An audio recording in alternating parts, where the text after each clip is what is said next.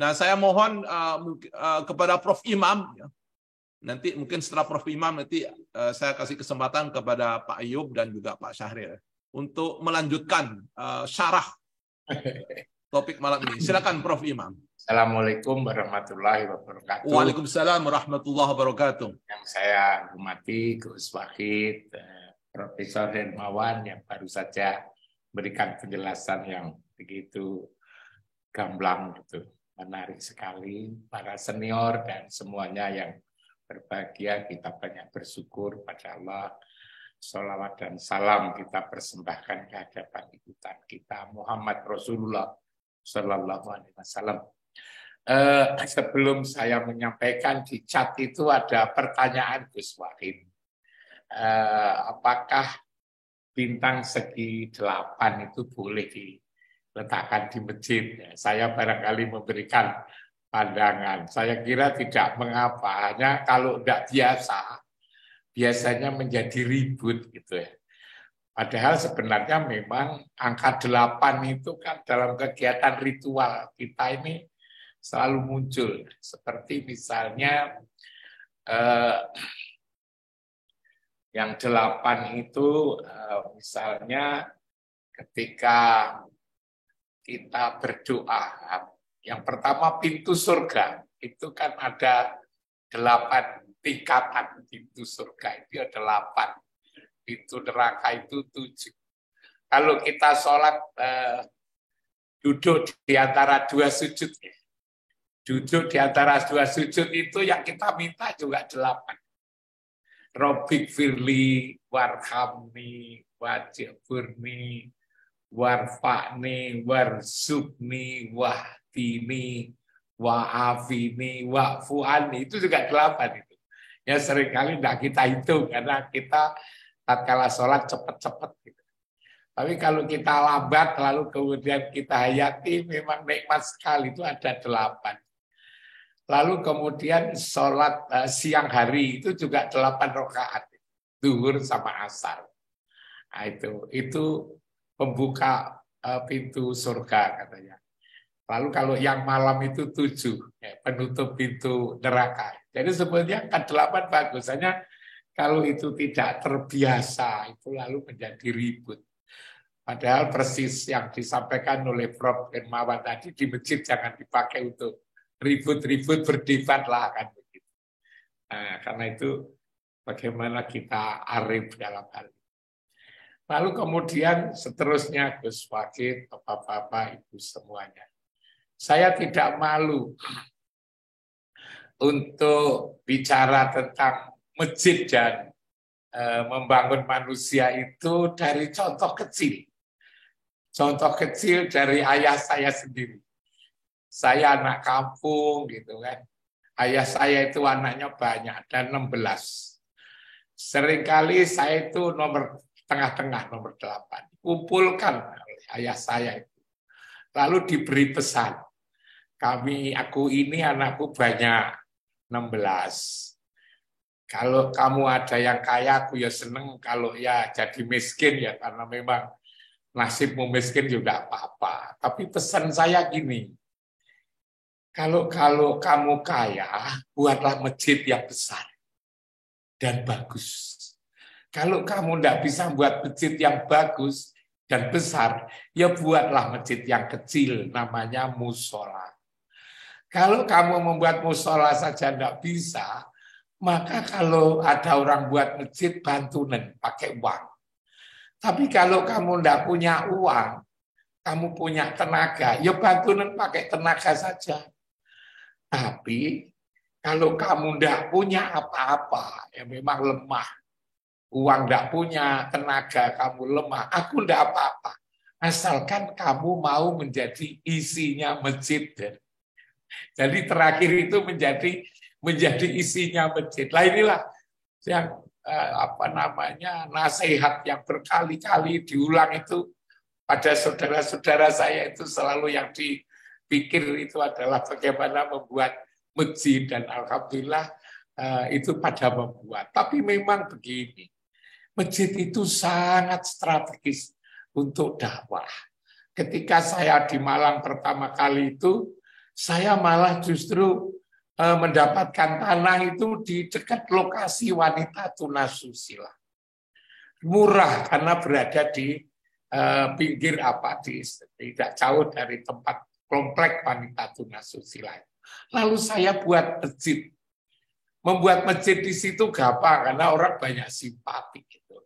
Wah, di situ kok dibuat masjid itu alasannya itu. Nah, setelah jadi, saya ajak itu putra-putranya, anak-anaknya Germo itu yang punya komplek itu, saya ajak ngaji Gus Wakil.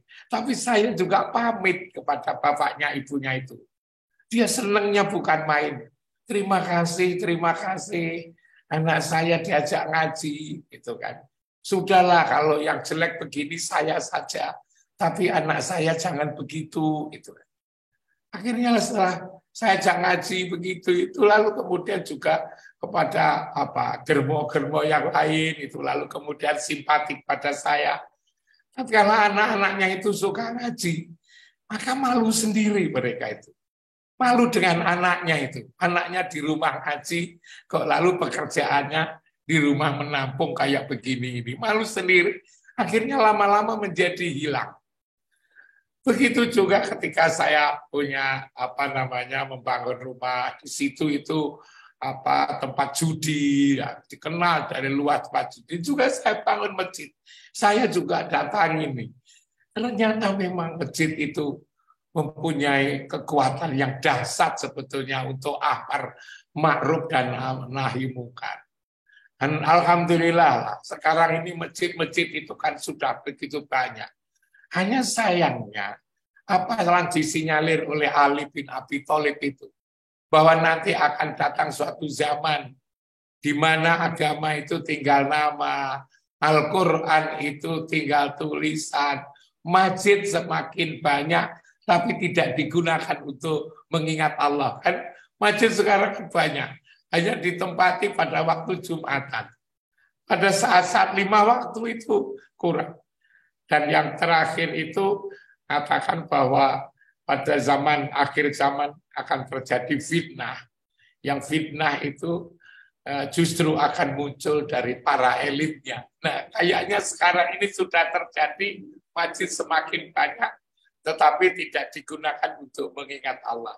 Ini saya kira satu PR buat kita, agar tidak disebut sebagai akhir zaman. Lalu begini, yang dibangun di masjid itu apa? Memang banyak pandangan-pandangan bahwa bagaimana masjid dipakai untuk fungsi-fungsi lain selain membina ruhani.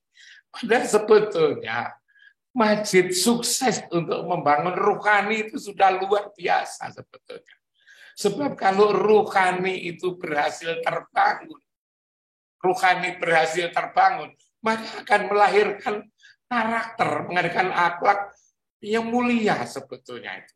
Dan kalau kalau akhlak, watak ini menjadi bagus, maka sebetulnya kan pekerjaan-pekerjaan yang diakibatkan oleh banyaknya orang diakibatkan oleh akhlak yang rendah ini kan menjadi tidak ada. Dengan masjid itu difungsikan, maka lalu yang akhlaknya jadi mulia ini kan, maka bohong-membohong tidak ada lagi, tipu-menipu tidak lagi, main data tidak ada lagi, tamak tidak ada lagi, lalu kemudian konflik saling merendahkan, bahkan lalu kemudian kegiatan-kegiatan kejahatan yang lain semua tidak ada, sebetulnya menjadi aman. Karena itu memang masjid itu menjadi pokok sebenarnya. Hanya lalu bagaimana caranya masjid sekarang yang sudah ada itu lalu kemudian menjadi berfungsi. Problem kita itu memfungsikan masjid untuk benar-benar memfungsikan untuk membina ruhani ini. Membina ruhani satu saja ini. Ini sesungguhnya luar biasa. Hanya seringkali saya merenung begini, Gus Wakil. Kita itu di mana-mana ada masjid, tetapi kok lalu akhlak, perilaku watak kok terasa kurang terbenahi. Ini apa sebetulnya?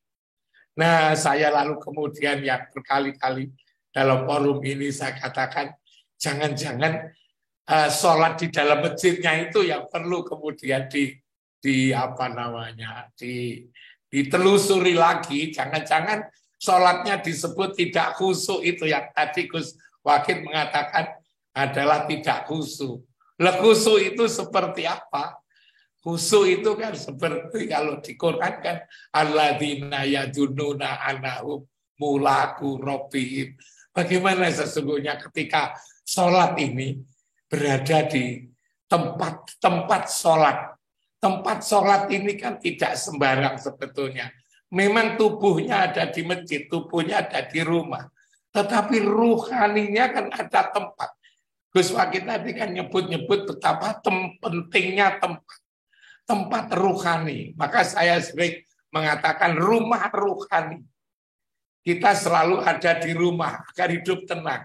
Tapi itu tidak cukup rumah jasmani. Ada lagi rumah ruhani.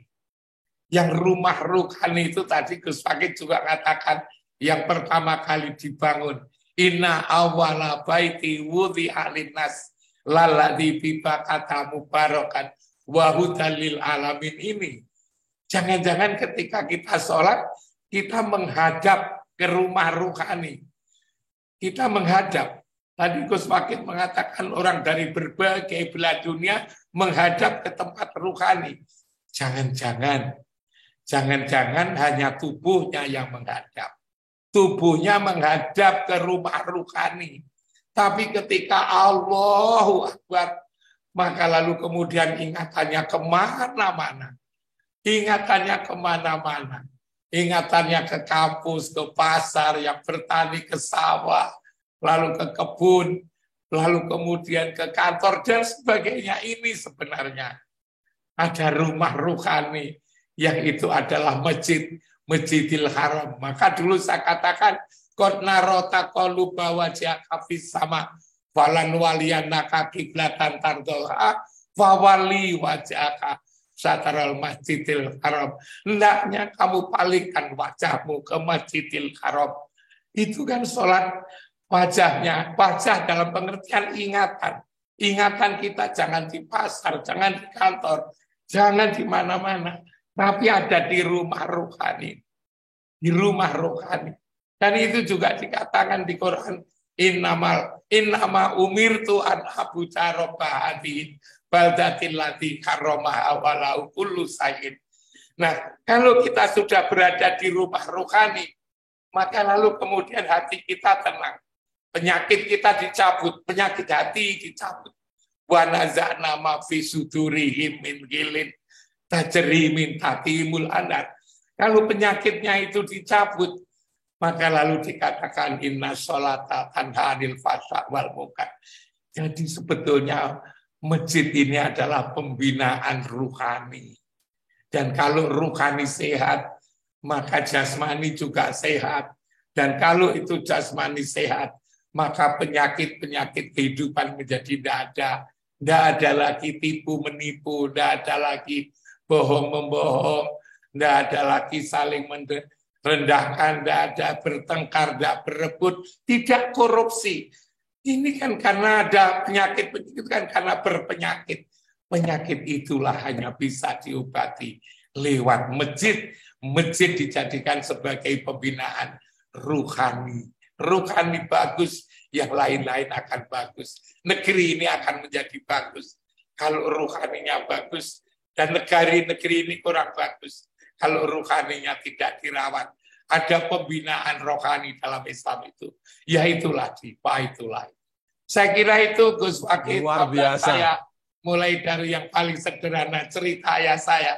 Jangan sampai kamu tidak mau menjadi isinya masjid kan itu. Masya Allah. Amin, amin, amin. Terima kasih Gus Wakil.